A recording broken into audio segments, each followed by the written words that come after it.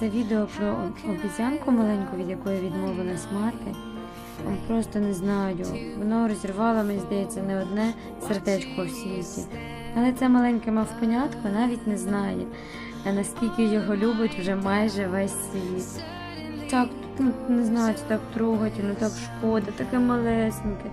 Блін, так важливо, щоб мати була завжди поруч. Я не знаю. У мене ж сердечко розривається, як дивлюсь на це.